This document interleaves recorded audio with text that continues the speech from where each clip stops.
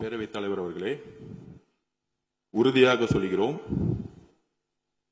அனைத்து கட்சியின் சார்பாக அல்ல, ஒட்டுமொத்த தமிழக மக்களின் குரலாக, விவசாயிகளின் குரலாக, கம்யூனிஸ்ட் கட்சிகளுடைய தோழர்களுடைய குரலும் சரி, பாட்டாளி மக்கள் கட்சி தோழர்களுடைய குரலும் சரி, இது சம்பந்தமாக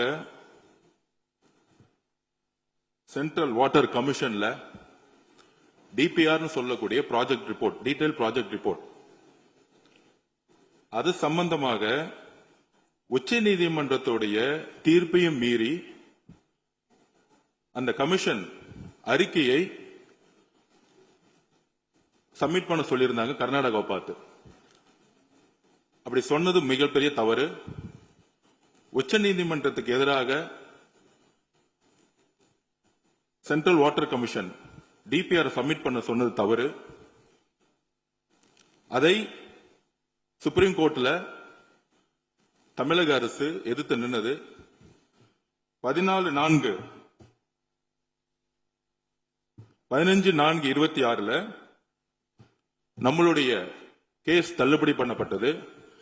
கேஸ் தள்ளுபடி பட்டதுன்னா உச்ச நீதிமன்ற தீர்ப்புக்கு எதிராக அல்ல, நம்ம இந்த டிபிஆர் சென்ட்ரல் வாட்டர் கமிஷன் வாங்கக்கூடாதுன்னு சொன்னதுதான் அந்த தமிழக அரசுடைய வாதம்.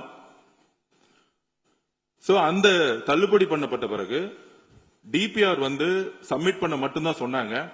ஆனா மாண்புமிகு முதலமைச்சர் உடனடியாக அட்வொகேட் ஜெனரலா இருக்கட்டும், இதை 30 வருஷத்துக்கு மேல, அது திராவிட முன்னேற்ற கழகமா இருக்கலாம், அதிமுகவா இருக்கலாம், எந்த ஆட்சியாக இருந்தாலும் இந்த காவேரி வாட்டரை பாதுகாக்கக்கூடிய சட்ட வல்லுநர்கள் உறுதியாக இந்த நிமிடம் வரை போராடிட்டு இருந்தாங்க. அதுல உமாபதி சார் உங்களுக்கு தெரியும், தோழர் தான். பெரிய பெரிய சீனியர் அட்வொகேட்ஸ், முகுல் ரோத்தனியா இருக்கட்டும், அது மாதிரி சிங்வி சாரா இருக்கட்டும், அந்த மாதிரி இந்தியாவுடைய உச்ச நீதிமன்றத்திலேயே ஒரு டாப் சீனியர் அட்வொகேட்ஸ் கவுன்சில்ஸ மாண்புமிகு முதலமைச்சர் மிகப்பெரிய ஒரு ஆய்வை மேற்கொண்டார். அந்த ஆய்வுடைய முடிவில் இந்த காவேரி வாட்டர் கமிஷன் சொல்லக்கூடிய இந்த கமிஷன் இருக்கு, டிபிஆர் அவங்க கிட்ட சப்மிட் பண்ண, கர்நாடகாவுக்கு ஃபேவரா சப்மிட் பண்ண உடனே நம்ம சுப்ரீம் கோர்ட் போனோம். அதை அந்த கமிஷன் மேல நம்பிக்கை இழந்துட்டோம். அப்ப சீனியர்ஸ் அட்வொகேட்ஸ் கவுன்சில்ஸ் என்ன சொன்னாங்கன்னா, உச்ச நீதிமன்றம் 2018 என்ன தீர்ப்பு கொடுத்ததோ அந்த தீர்ப்பு பாதிக்கப்படக்கூடாது. கம்யூனிஸ்ட் தோழர்கள் சொன்ன மாதிரி, விவசாய சங்கங்கள் சொன்ன மாதிரி. ஆனால் மேகதாது அணை என்பது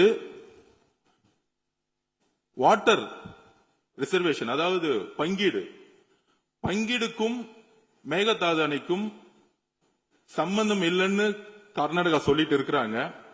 ஆனால் மேகதாது அணை கட்டும் பொழுது அதுவும் பெங்களூர்ல ட்ரிங்கிங் வாட்டர்னு அவங்க சொல்றாங்க, அதாவது குடி தண்ணீருக்காக நாங்க கட்டணும்னு சொல்றாங்க.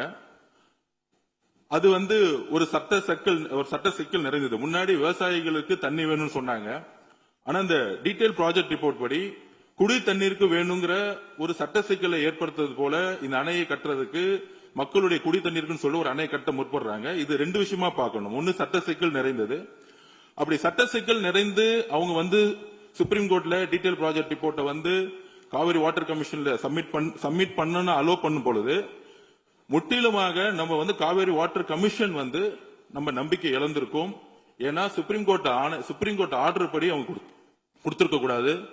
உடனே மாண்புமிகு முதலமைச்சருடைய சட்ட வல்லுநர்கள் சொன்னது என்னன்னா, இமிடியட்டாக இந்த கமிஷன் மீது நம்ம நம்பிக்கை இழந்துட்டோம்னு சொல்லிட்டு தண்ணியை பகிர்ந்து கொடுக்கக்கூடிய சப்ஜெக்ட்ங்கிறது தனி, அது உச்ச நீதிமன்றம் 2018 தெளிவாக சொல்லியிருக்காங்க. மேகதாது அணையில இந்த டிபிஐ ப்ராஜெக்ட் அலோ பண்ணக்கூடாது அப்படிங்கிறதுக்கு ஒரு ஆணையம் உருவாக்கணுங்கிறது இன்றல்ல, திராவிட முன்னேற்ற கழகம் ஆட்சியில சட்ட வல்லுநர்கள், அன்றைய இருந்த சட்ட வல்லுநர்கள் அண்ணா சொன்னாரு, வில்சன் சொன்னாரு, வில்சன் சார் கோஆர்டினேட் பண்ணாரு. அப்ப முகுல் ரோத்தனி சார் தான் ஆர்குமெண்ட் பண்ணாரு. அதுக்கப்புறம் சிங்வி சார் உள்ள இருந்தாரு. அதுக்கப்புறம் உமாபதி சார் உங்களுக்கு தெரியும், அவரும் தோழர் தான். கிட்டத்தட்ட 30 வருஷமா அவர் தான் இந்த காவேரி சம்பந்தமாக பிரச்சனைகள்லாம் வரும்பொழுது அவர் தான் கடுமையாக போராடி பல்வேறு வெற்றிகளை கொடுத்ததுல முக்கியமான ஒரு எக்ஸ்பர்ட் அவரு. சோ இது எல்லாரும் சேர்ந்து ஒரு முடிவு எடுக்கும் பொழுது அந்த முடிவை வந்து சரியான திசையில செல்ல முடியும்னு மாண்புமிகு முதலமைச்சர் முடிவு செய்து அடுத்த சட்ட ரீதியாக இந்த கோரிக்கையை உச்சநீதிமன்றத்திலும் இந்த கோரிக்கையை மாண்புமிகு பிரதம மந்திரி கிட்டும் கொண்டு செல்லலாம்னு சொல்லும் பொழுது அன்றைக்கு தீர்மானத்துல வெறும் மேகதாது அணை கட்டுறதுக்கு ஒரு எதிர்ப்புக்காக இந்த அவையில் ஒரு தீர்மானத்தை முதல்வர் நிறைவேற்றும் பொழுது மாண்புமிகு எதிர்க்கட்சி தலைவர் மார்ச் மாசம் இந்த கோரிக்கையை ஆல்ரெடி வந்து சட்ட வல்லுநர்களுடன் முன்னாள் முதலமைச்சர் திரு மு க ஸ்டாலின் அவர்கள் இதே டிஸ்கஷனை கொண்டு வந்திருந்து ஒரு கடிதத்தை அனுப்பிச்சிருந்தாங்க.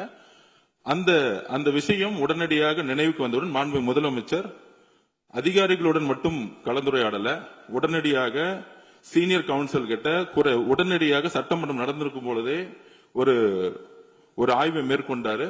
அதுல வந்து நம்ம வந்து இந்த காவிரி வாட்டர் கமிஷன் மீது நம்ம நம்பிக்கை இழந்துட்டோம். இந்த கமிஷன் வந்து தொடர்ந்தால் இந்த டீடைல் ப்ராஜெக்ட் ரிப்போர்ட்டை ஒருவேளை இந்த கமிஷன் அக்செப்ட் பண்ணிட்டா நமக்கு உடனடியாக பிரச்சனைகள் வந்துரும் சொல்லிட்டு இந்த கமிஷனை வந்து நம்ம வந்து இமிடியட்டா வந்து என்ன சொல்றது, அந்த கமிஷனை நம்ம உடனடியாக கேன்சல் பண்ணிட்டு புதிய கமிஷன்ங்கிறது வந்து முழுக்க மேகதாது அணை கட்டக்கூடாது அப்படிங்கிறதுக்காகவே இந்த கமிஷன் வந்து உருவாக்கணுங்கிறது தான் நம்மளுடைய சட்ட வல்லுநர்களுடைய ஆலோசனை. இதுக்கும் 2018 உச்ச நீதிமன்றம் கொடுத்த தீர்ப்புக்கும் சம்பந்தம் கிடையாது. இந்த மாதிரி சட்ட வல்லுநர்களுடைய ஆலோசனைப்படி நம்ம ஒரு ஸ்ட்ராட்டஜி எடுக்கக்கூடிய நிலைமையில இருக்கிறோம். அப்படி எடுக்கும் பொழுது நமக்கான கால அவகாசம் கிடைக்கும். அப்படி ஒரு புதுசா ஒரு ஆணையம் வரும் பொழுது அந்த ஆணையத்தில் உறுப்பினர் இருக்கக்கூடிய கீழே இருக்கக்கூடிய கேரளா ஆகட்டும் பாண்டிச்சேரி ஆகட்டும் நம்மளுடைய மற்ற மாநிலங்கள் வந்து கடுமையாக எதிர்ப்பு தெரிவிப்போம், நம்மளும் வந்து எதிர்ப்பு தெரிவிப்போம். அப்ப அந்த ஆணையம் வந்து புதுசா அப்பாயின்ட் பண்ணும்போது நமக்கான கால அவகாசம் கிடைக்கும். அந்த ஆணையம் அப்பாயின்ட் பண்றதுக்கே ஒரு 6 மாசம் அவ்வளவு 1 வருஷம் ஆகும். அதுக்கப்புறம் அந்த ஆணையம் 2018க்கான உச்ச நீதிமன்றத்துடைய தீர்ப்புக்கான ஆணையம் கிடையாதுங்கிறத நாங்க திருப்பியும் விளக்கம் கொடுக்கிறோம். இதுதான் பதிவு பண்றோம். மேகதாது அணை சம்பந்தமாக அணை கட்டணமா கட்டக்கூடாதா, டீடைல் ப்ராஜெக்ட் ரிப்போர்ட்டை வாங்கினது தவறுங்கிறோம். ஆனா அந்த ஆணையம் வாங்கியிருக்கிறாங்க. அந்த ஆணையம் வாங்கி ஒரு தலைபட்சமாக முடிவு எடுத்துட்டா சட்ட சிக்கல்கள் நமக்கு மிகப்பெரிய லெவல்ல வரும். அதனால அந்த ஆணையத்தையே நாங்க வந்து நம்ம வந்து கேன்சல் பண்ணணும்னு சொல்லிட்டு ஒரு புதிய ஆணையம் மேகதாதுக்காக உருவாக்குறோம். இது 2 சப்ஜெக்டா நம்ம வந்து பிரிச்சு பார்க்கணுங்கிற நம்ம ஒன்னு உச்ச நீதிமன்றத்துடைய தீர்ப்பு, தமிழகத்துக்கு கிடைக்கக்கூடிய வாட்டருடைய ஒரு நமக்கான உரிமையை நிலைநாட்டக்கூடிய ஒரு தீர்ப்பு, அதில் நம்ம வெற்றி பெற்றுட்டோம். அதை வந்து இந்த ஆணையம் வந்து கை வைக்கவே முடியாது எப்பயும். ஆனால் கர்நாடகா குடி தண்ணீருக்குன்னு வந்து எங்களுக்கு டிஎம்சி வேணும்னு சொல்லும் பொழுது இந்த பிரச்சனை பிரியுது. முன்னாடி எப்படின்னா விவசாயிகளுக்கு தண்ணி வேணும்னு வந்து கர்நாடகா வந்து போராடினாங்க, உச்ச நீதிமன்றத்தில் போராடணும். அதுக்கேற்ற மாதிரி உச்ச நீதிமன்றம் 2018 தீர்ப்பு கொடுத்தாங்க. ஆனா கர்நாடகம் வந்து அதுக்கப்புறம் என்ன ஸ்டாண்ட் எடுக்கிறாங்கன்னா குடி தண்ணீர் வாட்டர் ட்ரிங்கிங் பொதுமக்களுக்கு பெங்களூர்ல தண்ணி இல்லைன்னு சொல்லிட்டு ஒரு சட்டம் சிக்கல் நிறைந்த இன்னொரு ஸ்ட்ராட்டஜி எடுக்கிறாங்க. அப்ப அந்த ஸ்ட்ராட்டஜியை வந்து உடைக்கணும்னா கண்டிப்பாக அன்னைக்கு மார்ச் மாசம் 2026 எல்லா சட்ட வல்லுநரும் முன்னாள் முதலமைச்சர் மு க ஸ்டாலின் அவர்கள் மிகப்பெரிய ஒரு விவாதத்தை நடத்தி அதுக்கேற்ற மாதிரி இந்த கமிஷனை நம்புது, அந்த கமிஷனுக்கு எதிராக சட்ட போராட்டம் நடத்தணும்னு சொல்லிட்டு உச்ச நீதிமன்றத்துக்கு சென்றாங்க இந்த கமிஷனுக்கு எதிராக. ஆனா அந்த கமிஷனுடைய பரிந்துரையை உச்ச நீதிமன்றம் சொன்னாங்க, டிபிஆர் ப்ராஜெக்ட் தானே கொடுக்குறாங்க, டீடைல் ப்ராஜெக்ட் ரிப்போர்ட் தானே கொடுக்க போறாங்க, அவங்க முடிவு எடுக்க போறது இல்ல, ப்ராஜெக்ட் ரிப்போர்ட் மட்டும் கொடுக்கட்டும் அப்படின்னா உச்ச நீதிமன்றம் வந்து நமக்கு எதிரான தீர்ப்பு கிடையாது, டீடைல் ப்ராஜெக்ட் ரிப்போர்ட்டை அந்த கமிஷன் கொடுக்கணும்னு சொன்னதுனால நம்ம வந்து உடனே அடுத்த ஸ்டாண்ட் எடுக்கணும். ஏன்னா ஒரு தலைபட்சமாக அந்த டீடைல் ப்ராஜெக்ட் ரிப்போர்ட்டை உடனடியாக வாங்கி உடனே 3-4 மாசத்துல இல்ல 6 மாசத்துல முடிவெடுத்தா ட்ரிங்கிங் வாட்டர்னு சப்ஜெக்ட், அதாவது குடி தண்ணீர்ங்கிற சப்ஜெக்ட் சட்ட சிக்கலுக்குள்ள போக கூடாதுங்கிறதுக்காக தான் நம்ம புதுசா ஒரு ஆணையம் மேகதாது அணை கட்டக்கூடாதுங்கிறதுக்காக ஒரு ஆணையத்தை வந்து இது சம்பந்தமாக உடனே உருவாக்கணுங்கிறோம். ஏன்னா இப்ப இருக்கக்கூடிய ஆணையம் வந்து நாம் நம்பிக்கை இழந்துட்டோம்.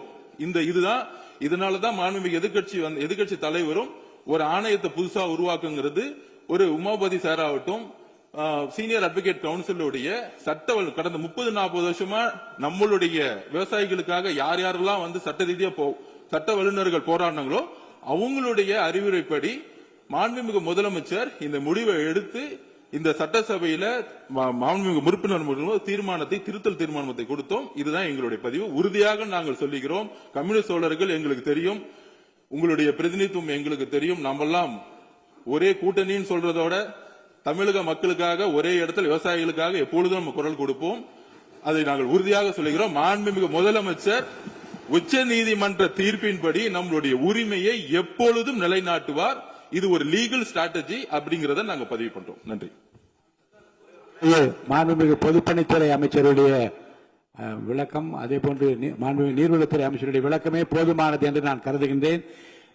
மேற்கொண்டு உறுப்பினர்கள் மேகதாது குறித்து அரசனுடைய தீர்மானம் ஏகமனதாக நிறைவேற்றப்பட்ட பிறகு மாண்புமிகு நீர்வளத்துறை அமைச்சரும் மாண்புமிகு பொதுத்துறை அமைச்சரும் விளக்கமான கருத்துக்களை எல்லாம் இங்கே சொல்லிய பிறகு விவாதம் தேவையில்லை என்று கருதுகின்றேன்.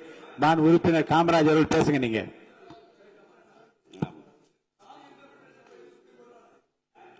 மாண்புமிகு பேரவைத் தலைவர் அவர்களே பேசுறீங்களா? முதலில் மாண்புமிகு அமைச்சர் பேசு. கம்யூனிஸ்ட் தோழர்களுக்கு ஒரே ஒரு வேண்டுகோள், கர்நாடக அரசு ஸ்ட்ராட்டஜி மாத்திருக்குங்கிறத நாங்க பதிவு பண்றோம். அதாவது விவசாயிகள் விவசாய தண்ணீருங்கிற ஒரு ஸ்ட்ராட்டஜிக்காக நம்ம போராட்டிட்டு இருந்தோம். 2018 நம்ம வெற்றி பெற்றோம். அதுதான் டிஎம்சியை தமிழ்நாட்டுக்கு எவ்வளவு, கேரளாக்கு எவ்வளவு, பாண்டிச்சேரிகளும் தனியா பிரிச்சு கொடுத்து நம்மளுடைய மிகப்பெரிய வெற்றியை பெற்றோம். ஆனால் அதற்கப்புறம் அந்த வெற்றிக்கு அப்புறம் கர்நாடக அரசு தன்னுடைய சட்ட, அதாவது லீகல் ஸ்ட்ராட்டஜின்னு கூடிய ஸ்ட்ராட்டஜி மாத்துறாங்க. எப்படி மாத்துறாங்கன்னா, ட்ரிங்கிங் வாட்டர், குடி தண்ணீர்னு சொல்லிட்டு ஒரு ஸ்ட்ராட்டஜி மாத்துறாங்க. இதுதான் விவசாயிகளும் சரி நம்மளுடைய தோழர்களும் புரிந்து கொள்ள வேண்டும். ட்ரிங்கிங் வாட்டர் ஸ்ட்ராட்டஜி அப்படின்னா குடி தண்ணீர்னு வரும்பொழுது அது ஒரு அடிப்படையான ஒரு முக்கிய பாலிசியா மாறும் பொழுது உச்ச நீதிமன்றத்துக்கு அவங்க அப்படி கொண்டு போறாங்க. இந்த டேம கட்டுறதுக்கு குடி தண்ணீருக்கு தான் நான் கொண்டு போறோம், விவசாயத்துக்காக நான் கொண்டு போலன்னு சொல்லும் பொழுது அதுக்கான ஸ்ட்ராட்டஜியை நம்மளும் எடுக்கணும். அதுக்காக தான் இந்த முன்னாடி இந்த கமிட்டி ஆகட்டும், கமிஷன் ஆகட்டும், எல்லாமே விவசாயிகளுடைய வாழ்வாதாரத்துக்கும் தண்ணிக்காகவும் உருவாக்கப்பட்டது, விவசாயிகளுக்காக உருவாக்கப்பட்டது. ஆனா கர்நாடகாவுடைய ஸ்ட்ராட்டஜி குடி தண்ணீர். அப்ப நம்ம இன்னொரு ஆணையத்தை உருவாக்கி இதனால நம்மளுடைய உச்சநீதிமன்ற திருப்படி நம்மளுடைய வாட்டர், நமக்கான பங்கீடு பாதிக்கப்படாமல் இருக்கிறதுக்கு இதுக்கான ஒரு ஸ்ட்ராட்டஜி தான் லீகல், அதாவது லீகல் கவுன்சில் ஒரு பெரிய டிஸ்கஷன் மாண்புமிகு முதலமைச்சர் முடிவெடுத்து, இதுதான் நான் திருப்பி பதிவு பண்றேன், மார்ச் மாசம் முடிவு எடுத்ததை மாண்புமிகு முதலமைச்சர் உள்வாங்கி தமிழ்நாட்டுக்கு தேவையாக, முக்கியமாக விவசாயிகளோட நலனுக்காக இந்த முடிவு எடுத்தாருங்கிறத நாங்கள் பதிவு பண்ணிக்கிறோம்.